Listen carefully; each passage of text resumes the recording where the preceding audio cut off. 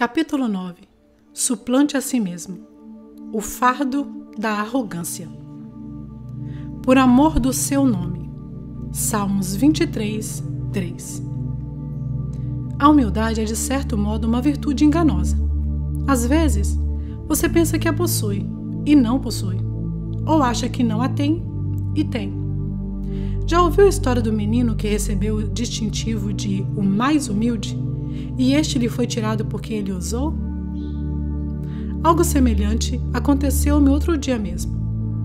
Eu me retirara para uma cidade próxima a fim de trabalhar neste livro. O povoado era um perfeito refúgio, singular, sossegado e tinha excelente comida. Eu tinha ido a um bar para tomar o café da manhã, quando percebi que as pessoas estavam me fitando. Enquanto estacionava, 2 camaradas se voltaram e olharam em minha direção. Uma mulher fez uma tomada dupla quando entrei, e vários clientes levantaram a cabeça à minha passagem. Quando tomei assento, a garçonete entregou-me um menu, mas não sem antes estudar-me demoradamente. Por que a atenção? Após algumas cogitações, tomei uma posição madura e admiti que eles me haviam reconhecido das capas de meus livros. Ora, essa deve ser uma cidade de leitores. E dei de ombros. Eles conhecem um bom autor quando veem. Minha apreciação pelo local apenas aumentou. Dando um sorriso para as pessoas das outras mesas, preparei-me para tomar minha refeição. Quando me encaminhei para o caixa, as cabeças se voltaram novamente. Estou certo de que Steinbeck tinha o mesmo problema. A mulher que recebeu meu dinheiro começou a dizer algo, mas então parou. Encabulada, conjecturei. Foi apenas quando parei no banheiro que vi o real motivo de tanta atenção. A risca de sangue seco em meu queixo. Meu curativo para corte de barbeador não funcionara, e eu saíra com a minha barbela de peru. Tanto mais por me sentir famoso. Eles provavelmente acharam que eu era um foragido de uma prisão do Texas. Oh, as coisas que Deus faz para manter-nos humildes. Ele o faz para o nosso bem, você sabe. Você poria uma cela nas costas de seu filho de 5 anos? Iria Deus sobrecarregar você com arrogância? De jeito nenhum. Esta é uma peça da bagagem que Deus odeia. Ele não antipatiza com a arrogância. Ele não desaprova a arrogância. Ele não é desfavorável à arrogância. Deus odeia a arrogância. O que uma refeição de larvas causa ao nosso estômago, o orgulho humano causa ao de Deus. A soberba e a arrogância aborreço. Provérbios 8:13. Abominação é para o Senhor todo altivo de coração. Provérbios 16:5. Deus ordena: nada façais por vanglória. Filipenses 2:3. E não multipliqueis palavras de altíssima altivez. 1 Samuel 2:3. E do mesmo modo que concede graça ao humilde, Deus resiste aos soberbos. 1 Pedro 5:5. Enquanto a humildade vai adiante da honra, a soberba precede a ruína. Provérbios 16:18. Indagamo-nos todos por que as igrejas são cheias de poder em uma geração e vazias na outra. Talvez a resposta se encontre em Provérbios 15:25. O Senhor arrancará a casa dos soberbos. Deus odeia a arrogância. Ele odeia a arrogância porque não temos feito coisa alguma pela qual sermos arrogantes. O crítico de artes confere prêmios à tela? Há um Pulitzer para a tinta? Você pode imaginar um bisturi se tornando presunçoso após um bem-sucedido transplante de coração? Claro que não. Eles são apenas ferramentas, por isso não recebem crédito pelas realizações. E a mensagem do Salmo 23 é que também não temos nada pelo que nos orgulhar. Temos descanso, salvação, bênçãos e um lar no céu. E não fizemos nada para merecer qualquer uma destas coisas. Quem fez? Quem fez o trabalho? A resposta enfileira-se pelo Salmo 23 como um fio de seda através das pérolas. Ele me faz, Ele me guia, Ele refrigera minha alma. Tu estás comigo, a tua vara e o teu cajado me consolam. Preparas uma mesa, unges a minha cabeça. Podemos ser a tela, o papel ou o bisturi, mas não somos quem merece os aplausos. E apenas para certificar de que entendemos o ponto, bem no meio do poema, Davi declara quem os merece. O pastor guia suas ovelhas, não por amor de nossos nomes, mas por amor do seu nome. Por que Deus tem algo a fazer conosco? Por amor do seu nome. Nenhum outro nome em cartaz, nenhum outro nome em destaque, nenhum outro nome na primeira página. Tudo é feito para a glória de Deus. Por quê? Qual é a grande jogada? Deus tem algum problema de ego? Não, mas nós sim. Somos quase tão responsáveis com os aplausos quanto eu fui com o bolo que ganhei no primeiro grau. No grande final da competição musical, adivinha quem se sentou? E adivinha o que o menininho ruivo de rosto sardenho ganhou? Um fofo e úmido bolo de coco. E adivinha o que o menino queria fazer naquela noite? Comer o bolo todo. Não apenas metade dele, não um pedaço dele, todo ele. Afinal, eu tinha ganhado. Mas você sabe o que os meus pais fizeram? Racionaram o bolo. Deram-me apenas o que eu podia segurar, sabendo que a forra de hoje é a dor de barriga de amanhã. Eles asseguraram que eu não adoecesse em meu sucesso. Deus faz o mesmo. Ele pega o bolo. Ele pega o crédito não porque precise dele, mas porque sabe que não podemos lidar com ele. Não nos contentamos com um pouco de adulação. Nossa tendência é engolir toda ela. A exaltação aumenta a nossa cabeça e encolhe o nosso cérebro. E logo, começamos a pensar que temos algo a ver com a nossa sobrevivência. Bem rápido, nos esquecemos de que fomos feitos do pó e resgatados do pecado. Logo, começamos a orar como um companheiro na reunião do partido político religioso.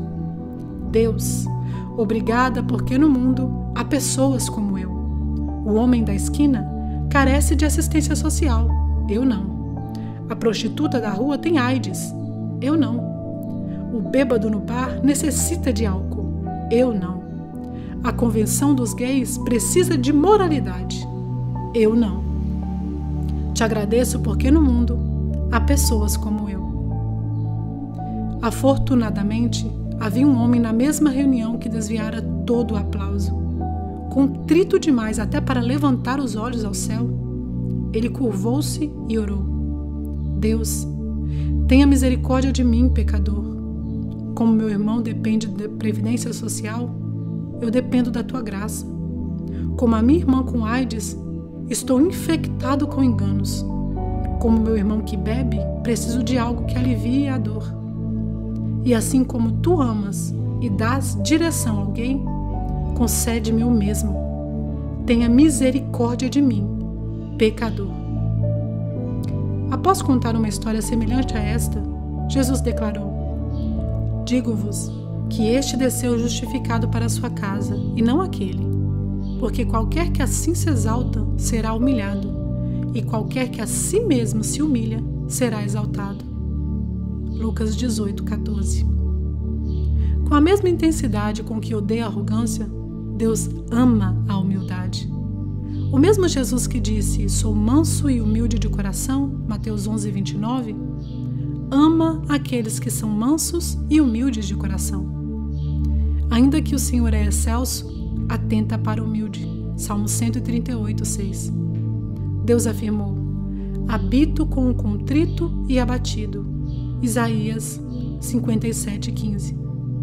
Ele também disse, eis para quem olharei, para o pobre e abatido de espírito, Isaías 66:2. E aos humildes, Deus dá grandes tesouros. Ele dá honra, diante da honra vai a humildade. Ele dá sabedoria. Com os humildes está a sabedoria. Provérbios 11, 2. Ele dá direção. Aos mansos ensinará o seu caminho. Salmos 25, 9. E o mais importante, ele dá graça. Deus dá graça ao humilde. 1 Pedro 5, 5. E esta segurança: ele adornará os mansos com a salvação. Salmos 149, 4. O apóstolo Paulo foi salvo através de uma visita pessoal de Jesus. Ele foi levado até o céu e tinha poder para ressuscitar mortos. Mas quando se apresentava a si mesmo, não mencionava nada disso. Ele simplesmente dizia: Paulo, servo de Deus. Tito 1:1. João Batista era parente sanguíneo de Jesus e foi o primeiro evangelista da história. Contudo, ele é lembrado nas Escrituras como aquele que decidiu: é necessário que ele cresça e que eu diminua. João 3:30. Deus ama a humildade. Seria esta a razão de ele oferecer tantas dicas para cultivá-la? Posso humildemente falar um pouco? 1. Avalie-se a si mesmo honestamente. Humildade não é o mesmo que baixa autoestima. Ser humilde não significa você achar que não tem nada a oferecer. Significa que você sabe exatamente o que tem a oferecer, e não mais. Que não saiba mais do que convém saber, mas que saiba com temperança, conforme a medida da fé que Deus repartiu a cada um. Romanos 12, 3. 2. Não leve o sucesso tão a sério. A Escritura faz essa advertência.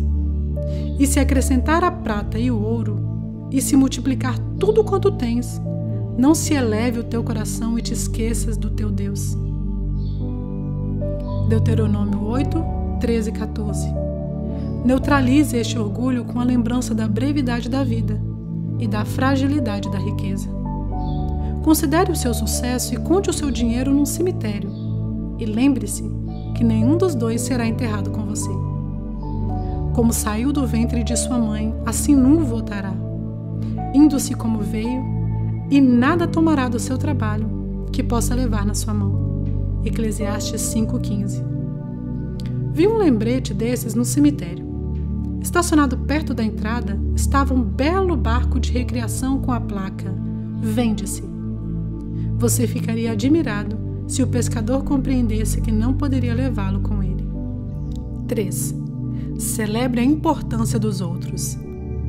Cada um considere os outros superiores a si mesmo.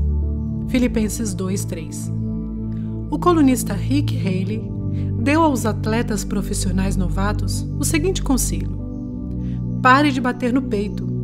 Na linha bloqueada, o zagueiro lança você numa perfeita espiral enquanto a cabeça dele para e o bom receptor bate a dupla cobertura. Suplante a si mesmo. A verdade é que cada aterrissagem na vida é uma conquista da equipe. Aplauda seus companheiros de equipe. Um aluno da escola primária chegou do teste que fizera para a peça da escola, anunciando: Mamãe, mamãe, ganhei um papel. Fui escolhido para sentar na audiência e aplaudir e dar vivas. Quando você tem a chance de aplaudir e ovacionar, você o faz? Se o faz, a sua cabeça está começando a se ajustar ao tamanho do seu chapéu. 4. Não demande o seu próprio lugar. Esta foi a instrução de Jesus aos discípulos. Assenta-te no derradeiro lugar, para que quando vier o que te convidou, te diga: amigo, assenta-te mais para cima. Então, terás honra diante dos que estiverem contigo à mesa. Lucas 14:10. Exigir deferência é como caçar uma borboleta. Persiga e nunca a alcançará. Sente-se quieto e ela poderá pousar em seu ombro. O filósofo francês Blaise Pascal indagou: você quer que as pessoas falem bem de você? Então nunca fale bem de si mesmo.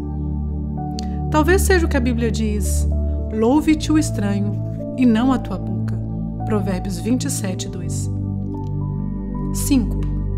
Nunca anuncie o seu sucesso antes que ele aconteça. Ou, como disse um dos reis de Israel, não se gabe quem se cinge, como aquele que se descinge. 1 Reis 20:11. Charles Spurgeon treinou muitos jovens ministros. Numa ocasião, um aluno subiu para pregar, chegou cheio de confiança, mas falhou miseravelmente. Ele desceu manso e humilde. Spurgeon asseverou-lhe: se você tivesse subido como desceu, teria descido como subiu. Se a humildade precede um evento, então a confiança poderá segui-lo. 6. Fale humildemente. Não multipliqueis palavras de altíssima altivez. 1 Samuel 2:3. Não seja emproado. As pessoas não estão impressionadas com as suas opiniões. Aprenda com Benjamin Franklin. Desenvolvi o hábito de expressar-me em termos de modesta falta de confiança, nunca usando quando antecipo que alguma coisa pode ser disputada, as palavras certamente, indubitavelmente, ou outras que dão o ar de positividade a uma opinião. Antes digo: eu imagino, eu sinto que determinada coisa pode ser assim e assim. Acredito que este hábito me tem sido muito vantajoso. E pode ser muito vantajoso para nós também. Um último pensamento para promover a humildade. 7. Viva ao pé da cruz. Paulo afirmou: mais longe esteja de mim gloriar-me, a não ser na cruz de nosso Senhor Jesus Cristo. Gálatas 6:14. Você sente necessidade de afirmação? Sua autoestima carece de atenção? Você não precisa apresentar nomes ou exibir-se. Você necessita apenas de uma pausa ao pé da cruz e de ser lembrado disso. O Criador das estrelas preferiu morrer por você a viver sem você. E isto é fato. Então, se você precisa gabar-se, gabe-se disso. E de vez em quando, examine o seu queixo.